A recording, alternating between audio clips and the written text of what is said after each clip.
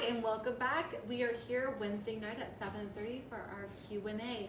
For those who haven't seen the previous videos, we are starting our new Q&As on Wednesday nights. Spanish version is in 7 p.m. For those who have missed any previous videos, please check out our social media, which is on our Facebook videos, where you can catch the old and previous videos, as well as our Instagram, Twitter, and YouTube.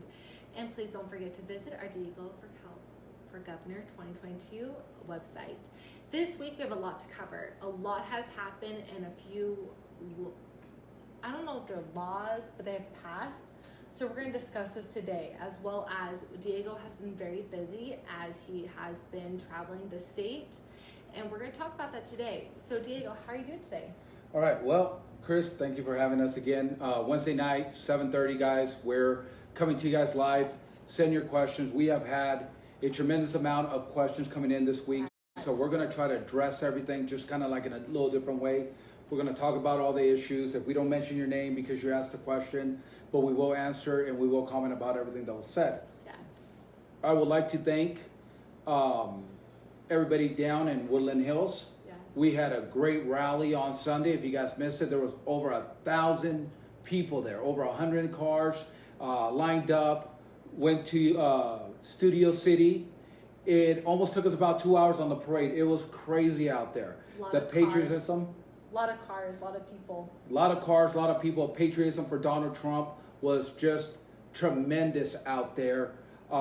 It really was a great time, great showing, a lot of great people out there. BLM was across the street. It was really a peaceful protest. The police was out there. If you guys look on my page, you guys can see some of the videos, some of the cars that were out there. I want to thank everybody for that. I also want to talk a little bit about what we did Saturday. I had an opportunity to go with the Santa Clara projects to Fresno, where we got the opportunity to interact and feed the homeless. And what I said on Saturday is true, folks. The homeless problem is not just a Fresno problem.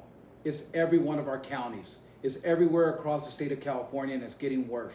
It's getting worse by the day. We're going to come back and we're going to talk about that just a little bit here in a little bit, because I'd still like to let you guys know what's going on this weekend. I want to ask you too about that when we come back to it. How you felt about seeing the homeless issue there in Fresno County, how the Santa Clara project helped you kind of get a better vision of what is happening on the streets. Well, we'll come right back to that question here in a minute. What I wanted to thank is everybody who showed up, helped out in that project. The other thing I want to inform everybody of what's going on this weekend, because we have a lot going on. Yes. Placer, if you're in Placer County, El Dorado County, there is a parade of trucks headed to the Capitol. Look it up on Facebook. We're going to repost that event. Also, if you're around Oakdale, Modesto, Turlock, they also have a parade. They're meeting in Oakdale behind the Burger King. I believe it's at 9 in the morning, and they're going to go from there to Modesto. And that should be a pretty big parade too. If you're a patriot, go out there and join these guys. Unfortunately, I will not be able to be there this Saturday because I am going to be at a rally in Madera. So if you're in Madera, Chowchilla, outside of Merced, Modesto area, Turlock, Los Baños, Northside, Fresno, come on out to Madera. Come meet me. Let's have a conversation. Let's talk.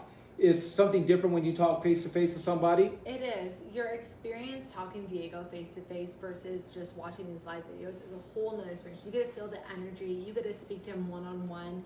You also get to know who he's about in person versus just this virtual appearance. It's a very unique experience. The other thing is we are going to go to San Jose.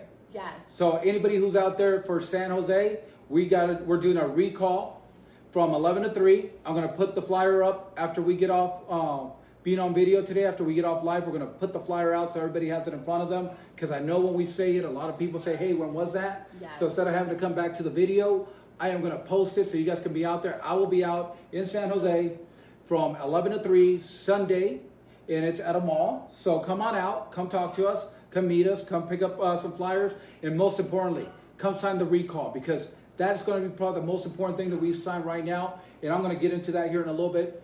We're going to go back. We're going to talk about what happened on Saturday. Then we're going to start answering some questions. I agree. All right. So let's kind of just dive in onto this. So One of the first things that's happened over the weekend, Diego, you can touch base with this, is the SB 145. Do you want to touch base on what has happened in California with this? So when I said we have to take a better look at our government, we have to get involved. Mm-hmm. There's a lot of us out there that say, hey, my voice, my vote don't count. Whatever happens in Sacramento and Washington doesn't affect me. Well, here's a new one for you. It affects all of us, what's going on behind closed doors. It's affecting all of us on what we don't see that's going on because we're not educated, because we're not paying attention. When I mean educated, not that somebody didn't go to school. What I mean is we haven't paid enough attention to get all the facts on all the laws, all the regulations.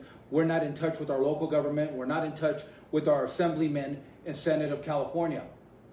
And guess what? It's time to get involved. SB 145 passed. Yeah. That allows a sexual predator not to have to register anymore. And what I mean by that is within 10 years. So if your daughter's 12 and they have sex with a 22-year-old boy, it is no longer a felony and it's no longer a registrable offense. So it's basically saying that pedophiling is okay in a nutshell. It goes a little deeper into that, but we had a good portion of our representation not vote. This is unacceptable and unwilling to go on any longer. We have got to put a stop to this. How can you be our assemblyman? How can you be our representative? We voted for you to have our best interests, and you can't show up to a vote. I'm going to put the list up of everybody who voted and everybody who did a no-show or no vote. Stuff like this affects every single one of us. We all know what Megan's List is, and they made up Megan's List so we knew where sexual predators lived in our neighborhoods. And now you don't have to worry about that because now those predators aren't going to have to register. When Diego talks about our children are the future, yes, they are the future. But as parents, this comes from making sure our kids are safe. Now that this new law has passed, it is granting those predators a free jail card. And I mean this by the way of saying that, yes, like Diego has stated, you don't have to register if it's within a 10-year gap, age difference. So what does that say for our people of California who have children and these predators keep coming around and then that don't have to register on the sex offender registry? What does that say that those people who didn't vote are making this law happen and even possible? It's scary, it's worrisome, and this is now more than ever the time that the American people of California's votes matter. Right now, everybody's saying, well, I feel helpless. I feel tired. I feel hopeless on what's going on with this system. SB 145 should have never passed. So what can we do about it now?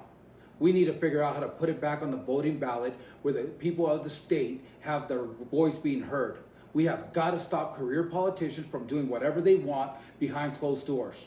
We have got to start holding people accountable for their decisions that are affecting each and every single one of us out here. And that is what we're dealing with right now. I say this, we are in the middle of a revolution, and we are. Take a look at these bills that are passing. Why are our schools not open?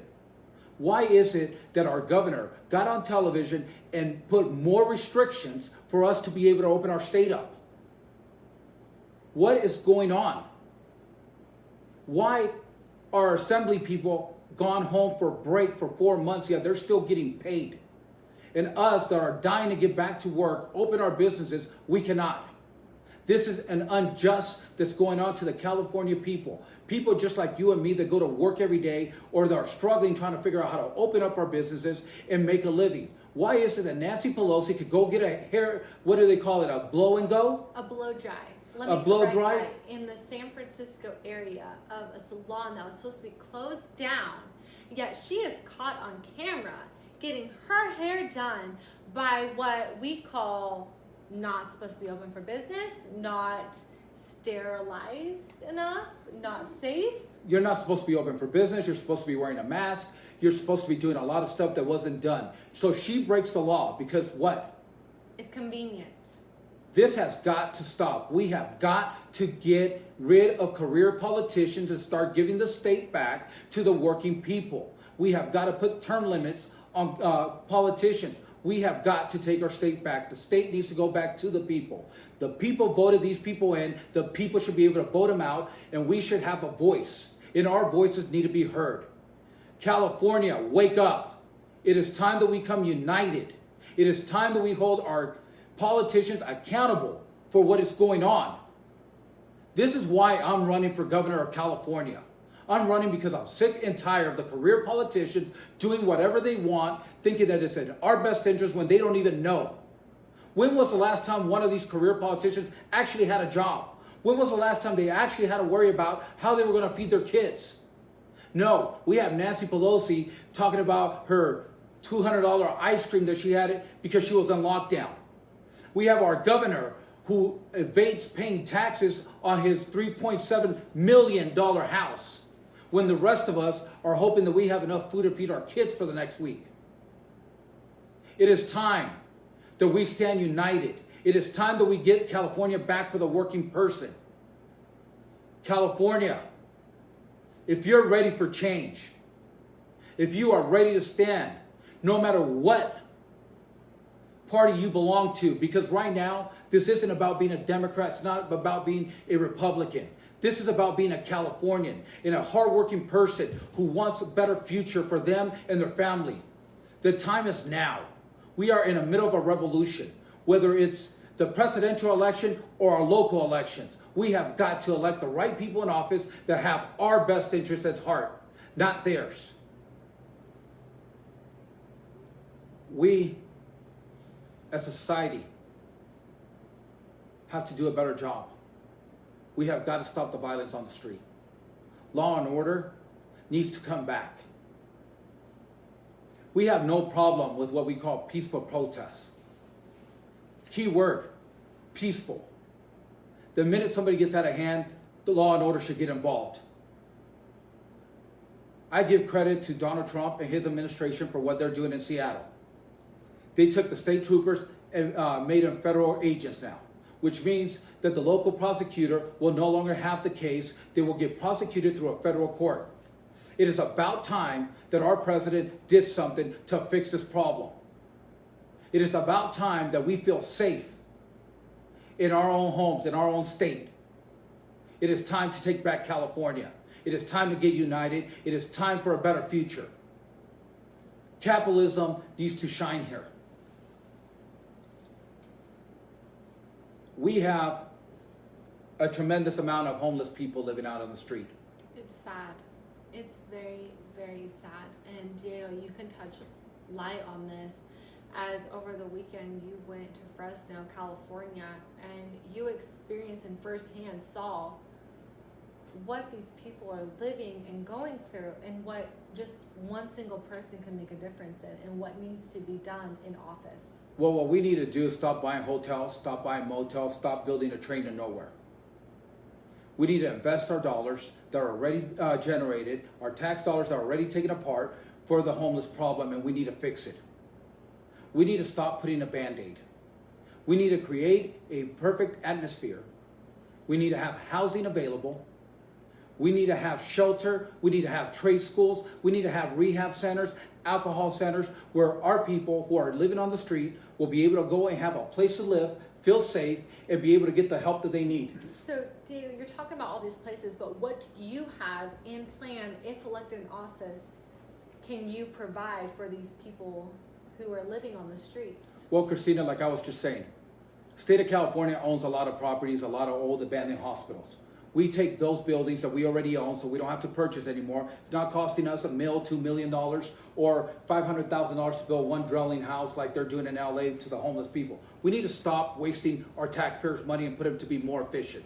We need to take the old government buildings, turn them into housing, and have programs available for them to get drug addiction kicked, alcohol addiction kicked, mentally ill problems taken care of.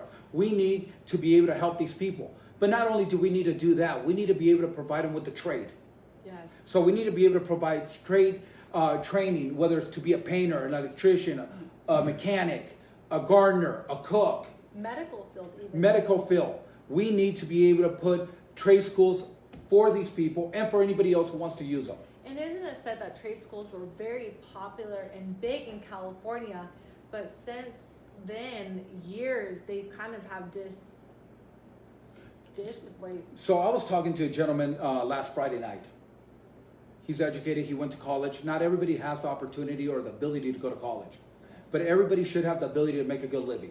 Mm-hmm. That's where trade schools need to come back. Yes. We need to have trade schools, and we also need to do what we haven't done in a long time, it's called on-the-job training. Yes. So these are programs that we need to bring back to California. We are going to fix the homeless problem together. When I become governor, we are going to fix it. We're not going to put a Band-Aid. We're going to fix this problem for all of us.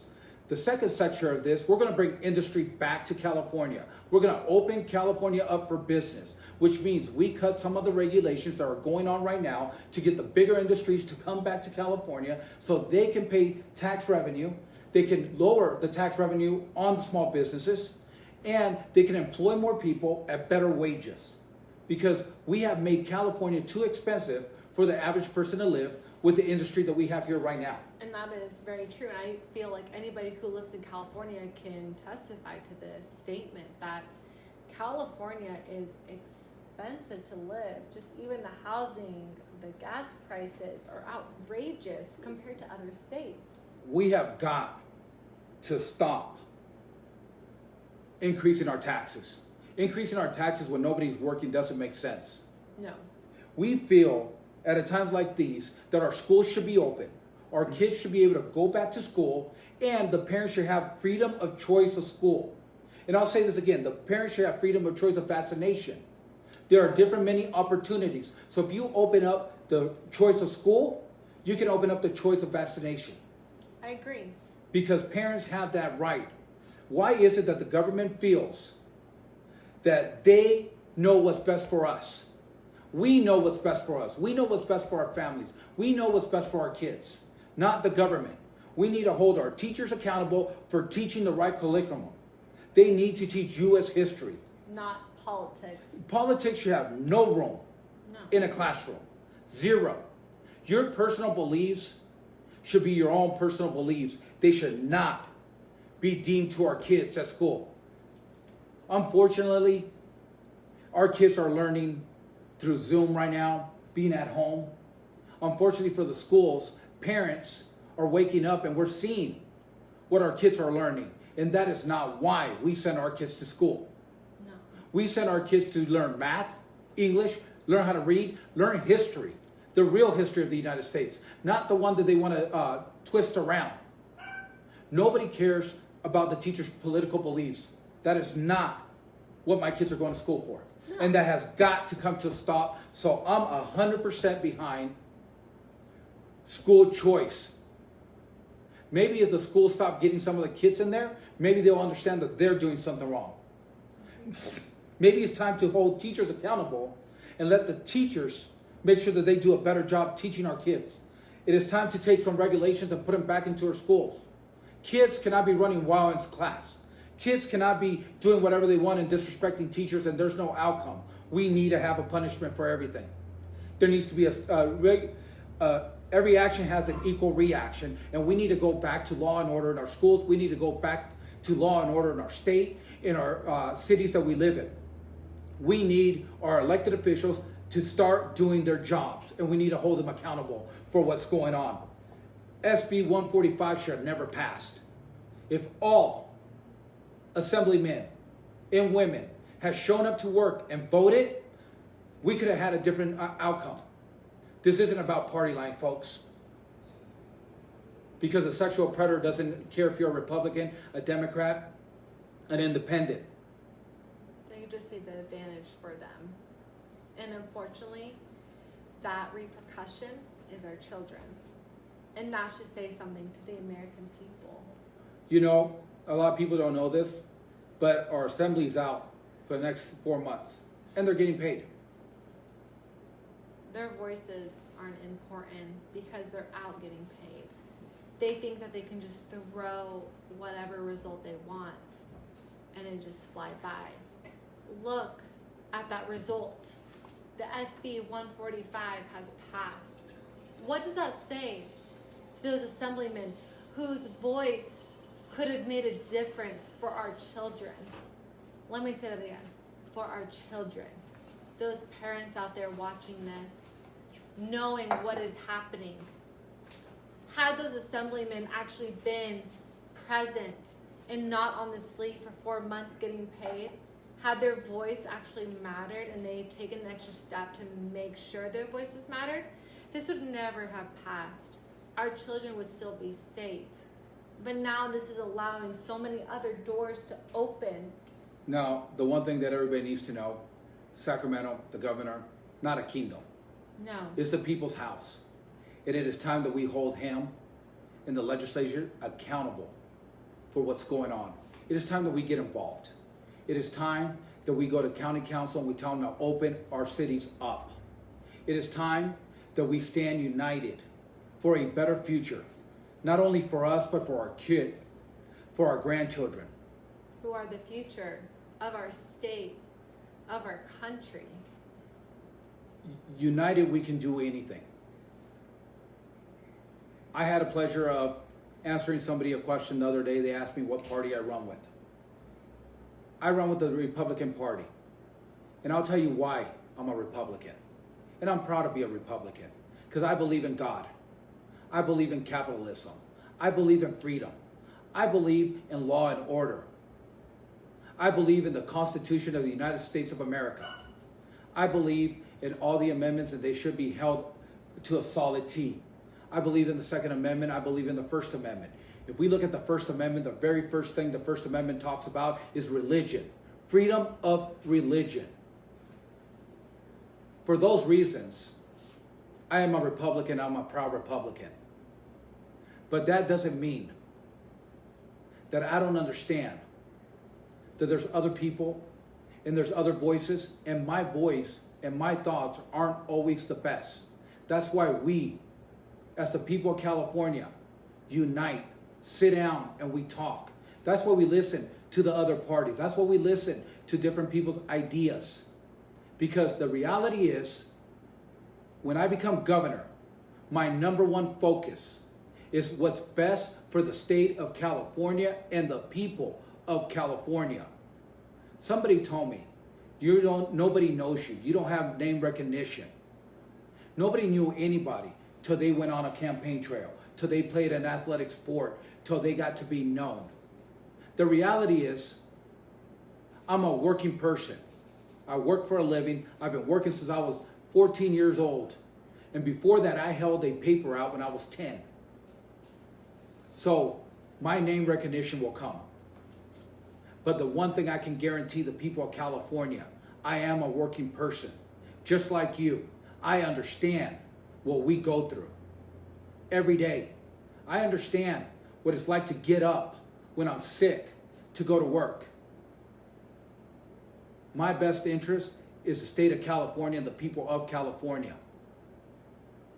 Do I ask for donations? Yes, I do. Because just like I just said, I'm a working man, just like the rest of you. I'm by nowhere rich. So yes, I do need help in my campaign. And financially, I'm going to need some help. And if you're out there and you can spare $5 and you like where we're headed and you want to be united and you want a better future, do me and yourself a favor. Donate $5. I'm not asking for much, but every little bit helps. And with your help and all of us standing together, we as Californians can change this state around for a better future. Hope is within all of us, and it is time that we bring it out. Bring our faith out. We believe, and if you believe that there is a difference that we can make here, support me and get behind me, and let's make a difference in California, because our time is now. There is no better time than now to be able to do this. I want to thank everybody for joining us tonight. I will see some of you out there on Saturday in Madera. I'll see a lot of you guys out there in San Jose. Please come out and join and show your support. My name is Diego Martinez, and I am a candidate for governor of California in 2022. And if there's a recall, we're ready to go. We are. And for those who have missed any previous videos, you can always check us out on our Facebook and our social media platforms, which are Instagram, YouTube, Twitter, and our Diego Martinez for Governor 2022 website. Thank you guys. We'll see you next Wednesday night at 7:30. Don't forget to like and share our videos, and please invite your friends to our site. Thank you, and we'll see you next week.